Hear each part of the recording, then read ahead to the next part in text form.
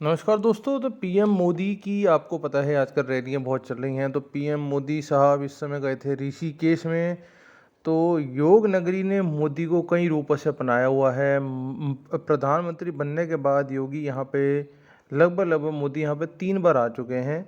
और स्कूटर पे आपको पता होगा कि यहाँ स्कूटर पर घूमते रहे हैं।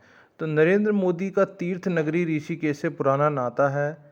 योग नगरी ऋषिकेश ने नरेंद्र मोदी को एक साधक के रूप में देखा, तो राजनीति के शिखर पर पहुंचने तक का सफर भी उसने देखा। साधना काल में मोदी का लंबा समय ऋषिकेश में बीता। इसके अलावा वह उत्तराखंड में केदारनाथ और जगहों पे भी जाते रहे और वहाँ पे अपना जो भी उनका एक्सपीरियंस था उसे देखते रहे। तो प्रधानमंत्री भले ही आज विश्व के नेता बन गए हों, लेकिन आज तक कह लो कि वो योग नगरी को अपनी दिलों में बना के बैठे हुए हैं। एक सफल राजनेता के रूप में पहचान रखते हैं नरेंद्र मोदी जी अपना। लेकिन नरेंद्र मोदी जी सक्रिय राजनीति से पहले का जीवन भी कम रोचक नहीं रहा।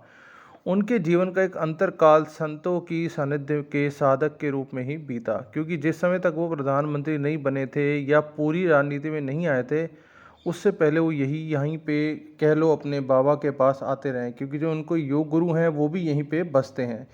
योग नगरी ऋषिकेश ने नरेंद्र मोदी को एक साधक के रूप में देखा, तो राजनीति के शिखर पर पहुंचने तक का सफर भी उन लोगों ने उसे दिखाया है। जब वह एक साधक के रूप में संतों के सानिध्य में आए तो सबसे पहले ऋषिकेश का ही रुख किया उन्होंने। साधना काल में मोदी का लंबे समय ऋषिकेश में बीता। इसके अलावा वह उत्तराखंड में केदारनाथ और स्थानों पर जाते रहे।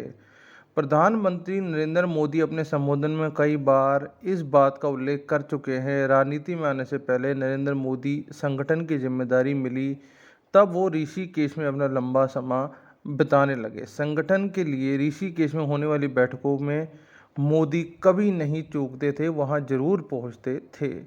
वर्ष 1997 में स्वर्ग आश्रम में हुई संगठन की बैठक में नरेंद्र मोदी पहुंचे थे। तब वह भाजपा के राष्ट्रीय महामंत्री थे।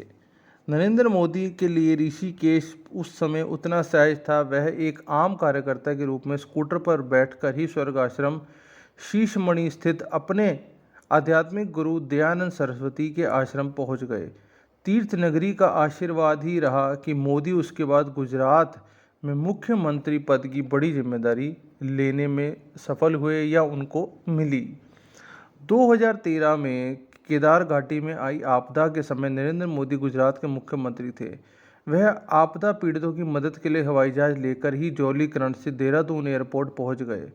वर्ष 2014 में नरेंद्र मोदी प्रधानमंत्री बने। प्रधानमंत्री बनने के बाद नरेंद्र मोदी पहली बार 11 सितंबर 2015 को तीर्थ नगरी ऋषिकेश आए। तब उनका आध्यात्मिक गुरु दयानंद सरस्वती, जो कि उनके गुरु हैं, वो बहुत ज़्यादा बीमार उस समय चल रहे थे। प्रधानमंत्री ने इस दिन ऋषिकेश में एक और जनसभा की थी।